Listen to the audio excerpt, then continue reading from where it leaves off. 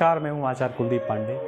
प्रश्न आया है, भाग्य रेखा कौन सी है, भाग्य रेखा को अच्छा कब समझना चाहिए, भाग्य रेखा कब जीवन में उन्नति को पहुंचाती है। समझिएगा, कोई भी रेखा निकल करके शनि की जो सबसे बड़ी उंगली होती है, समझिए ये उंगली जो है ये शनि महाराज की है, सबसे बड़ी उंगली।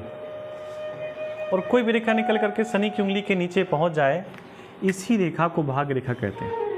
देखिए, ऐसी भाग्य रेखा होती बहुत कम है, इस चीज़ को आप मान लीजिए, बहुत कम भाग्य रेखा ऐसी होती है। लेकिन अगर ऐसी भाग्य रेखा है तो निश्चित मानिए आपका जन्म कहीं पर भी हुआ हो, आप बहुत पुअर फैमिली में जन्म हुए, बहुत पिछड़ी फैमिली में जन्म हुआ हो आपको, लेकिन आप उन्नति करेंगे, इसमें कहीं कोई संदेह नहीं है, इतना आप मान लीजिए। लेकिन कई बार लोग घबरा जाते हैं कि भाग्य रेखा जब निकल करके इसकी एक रेखा लाइनिंग यहाँ पहुँच जाती है तो लोग कहते हैं देखो भाग्य रेखा बट गई।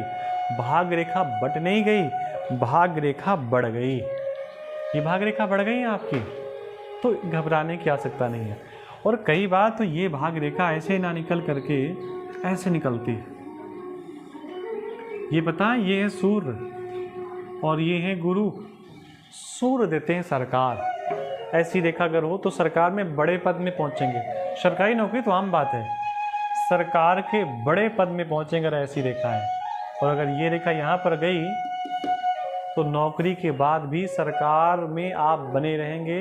सरकार कहीं न कहीं आपको अपने नज़दीक रखेगी, किसी बड़े पद में आपको बैठल कर रखेगी।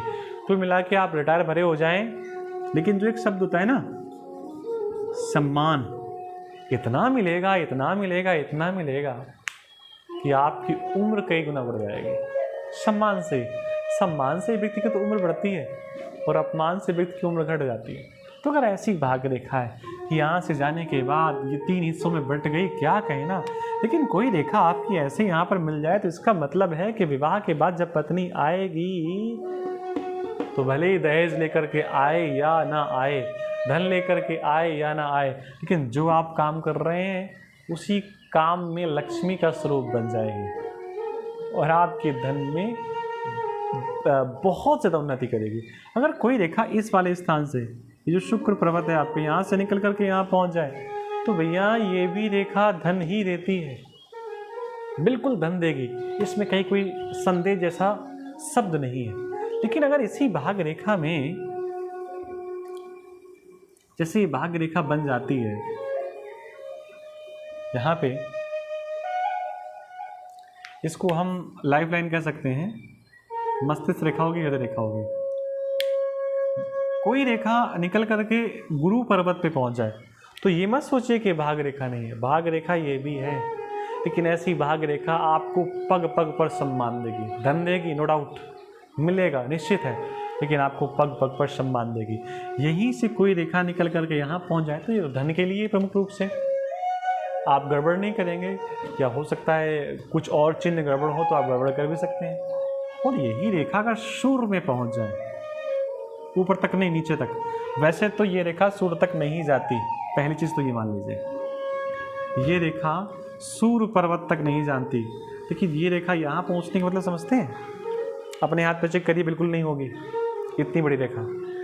और अगर होगी तो आप किसी प्रांत के डीएम नहीं, डीएम तो छोटी बात है, मुख्यमंत्री होंगे अगर ऐसी रेखा है।